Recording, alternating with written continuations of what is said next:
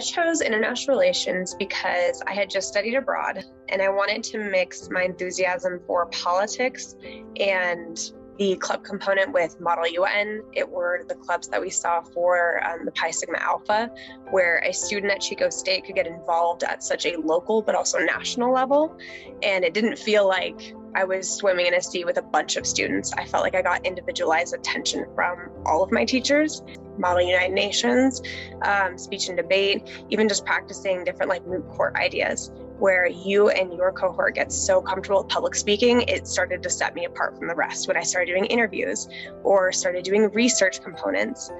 All of those things made me want to choose international relations. And so those things took my scope from being very small and domestic to just really understand what was happening in the news, which sounds silly, like you read the news and you can basically understand it. But after studying international relations, I felt like I knew the why behind things because I had studied the history, I'd looked at the politics and how it had moved over decades. And it made me feel like I was a piece of everything else that was going on. Yeah, I think by far, it was my first ever conference with Model United Nations. It was something that I had never heard of before I came to college and thought like, sure, this just seems like a club for a bunch of like really nerdy people into politics. And really what it became was a group of people really invested in looking into research, where you got to research a country, you prepared a speech, you learned how to basically negotiate with other people representing as countries. And when I got my first assignment, we went out and I got put on the Security Council. And that was like a big deal when you were in the club that you were on the Security Council and you had to have really good public speaking. And so I remember being really nervous and like, I don't know if I know what I'm doing. But our first ever conference out there, I went out and just, used those public speaking skills.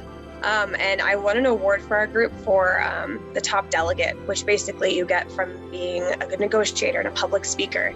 And it took me back like, wow, that's something I could do. We were surrounded by all kinds of other schools that, there were really good names, good schools.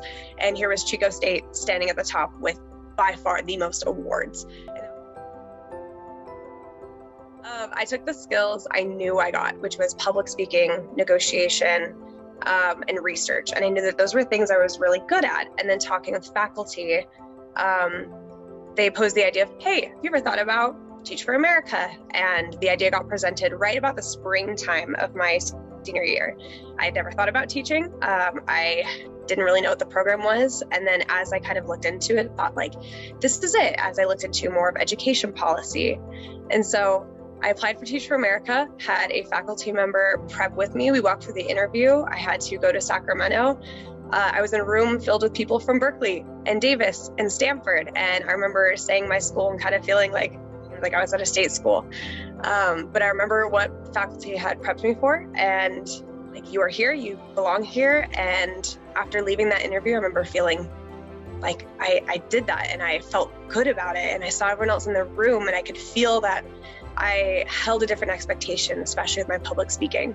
I got into Teach for America. I got my placement in Albuquerque, New Mexico. So I packed all my things, moved out here. I got my placement school. I started with kindergarten. And so for 2 years, I taught kindergarten at a school that was also founded by a Teach for America alumni. I stayed there for 2 years, and after 2 years, I didn't want to leave. A lot of my job revolves around my why and why I got into education and why I want to expand it eventually to education policy. And seeing every day my why just walks through the door. Every single kid that comes in through that door just brings that life, like this is why I'm doing it. So I decided to stay. I've now stayed on another year. I work as a new teacher coach and an intervention teacher. Since then, I have jumped on the Teach for America Alumni Board, and I've worked with them to change the direction of the region. I joined a Teach Plus Policy Fellowship, where we advocate for different policy and things that are going to affect teachers directly in the classroom. And so even though I'm still in the classroom, that work and research I learned at Chico State has taken my application to a much higher level, and it's distinct. It feels easy, it feels natural. When I do research, I know what the quality should look like. And that trajectory has taken me to now start to apply for grad schools as I look to go higher in administration and continue to work in education policy.